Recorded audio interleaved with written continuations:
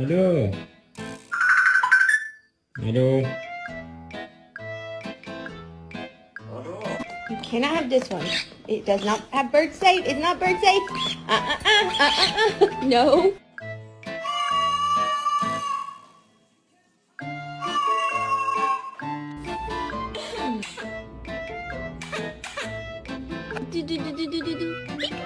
Wait.